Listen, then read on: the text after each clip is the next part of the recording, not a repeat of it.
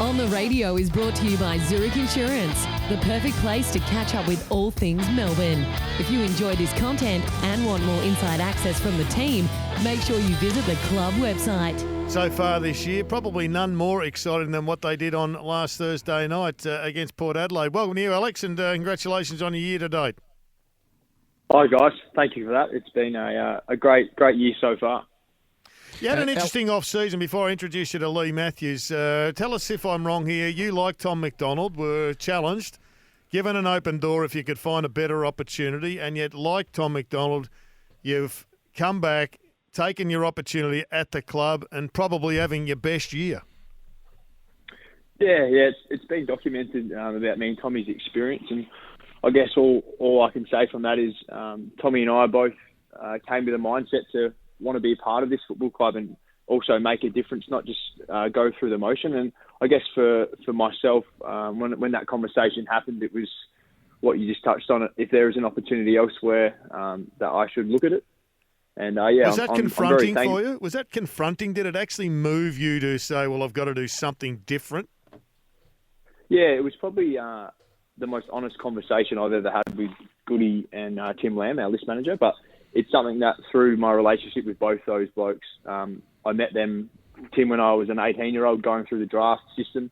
He was a recruiter at the time. So I'm very grateful to have that relationship with both my senior coach and the list manager, because as you've seen in the industry within the last 12 months, there has been other occasions where that hasn't been the case. And that, for me, them being up front, I went away from that conversation. I was still in the hub with a mindset that if I'm at Melbourne Footy Club next year, I'm going to make a difference, and I want to be a part of this successful era that I believe we're going to go through. So what did you do differently, Alex? Because clearly, I mean, I've seen you play some great games, but you're having a great season.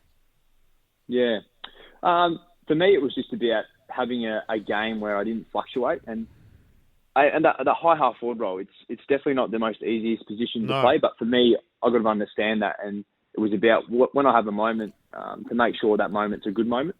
And I, for an example, on the weekend, I can put my hand up and say the first half of my game on the weekend wasn't up to the level that I wanted to, but it's now having, I guess, the character and the poise to reset at halftime or reset throughout the game to make sure that an average game can turn into a good game. And that's something that as a player I've developed this is my 7th year now, and I'm still seeing my game in those positions. So a lot of self-learning, but also, like I touched on before, the honest conversations I get a lot out of. And that for me was a conversation that I took a lot away from. Lee Matthews here. Alex, congratulations on the performance last week. Now, two things. On the team performance, I saw you play the previous Saturday against the Giants, and it was a sort of really didn't have much energy, didn't have much life in the group, even though you weren't far away.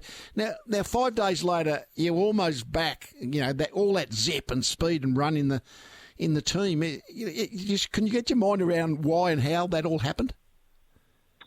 Yeah, it's one of those things, and the season's obviously a very long season, so we're under no illusion that there's going to be weeks where the team is flat. For us, it was about responding in the way that we want to be seen for our members, for the people who watch us. We want to be known as a tough, contested team, and that for us, we put it on the agenda. We all reviewed that game against GWS and understood the improvements that we had to make to be at the level that this team, the Melbourne Football Club, is striving for. So I would put it down just to a mindset. And you've seen this year when teams do that well, they can beat anyone. And when teams are a little bit off, anyone can beat anyone. So that's been a huge focus for us this season.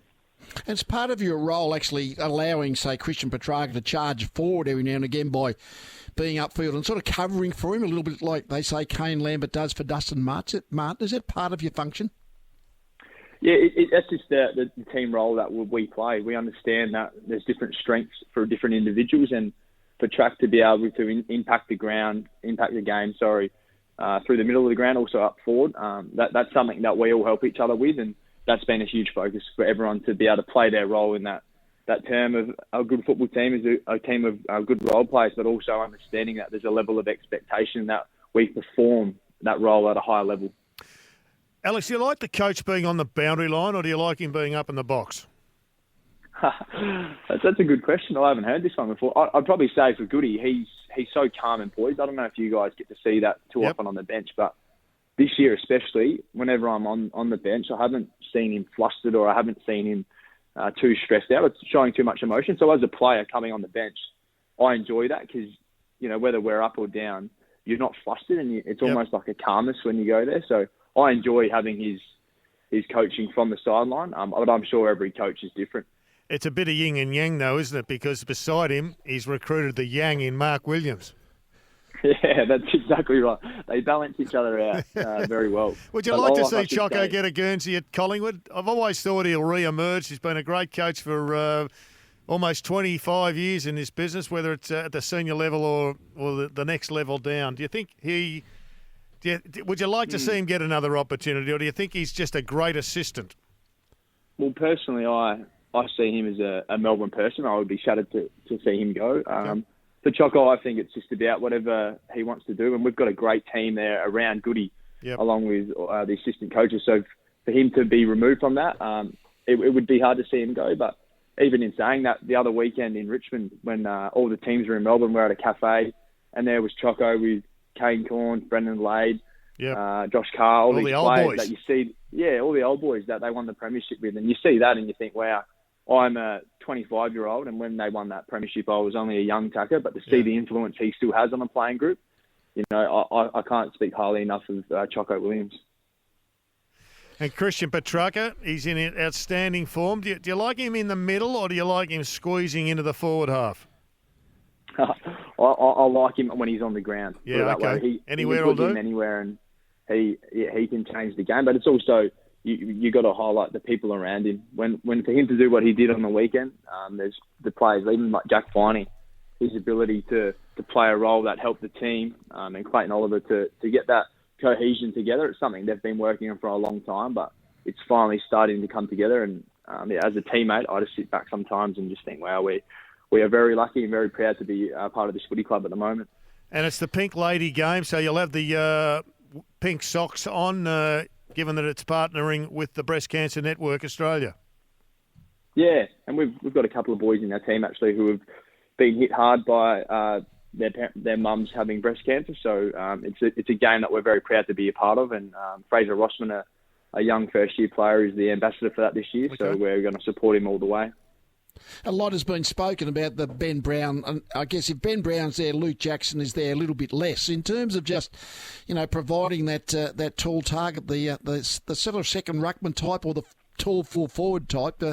What's your thinking? Yeah, he hasn't been in many games, but that seems to be the trade-off that happens.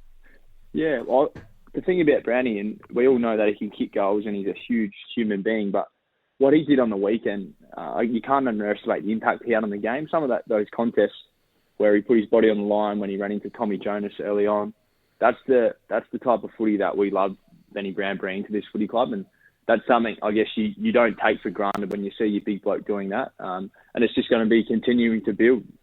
Benny Brown will kick goals, he'll hit the scoreboard at times, but as long as we keep bringing that as a whole forward line, that collective, that pressure, and I think we're in good hands. Alex, great to have you on. Well done on the year so far. Good luck as we build up towards September. Thank you, guys. Really appreciate it.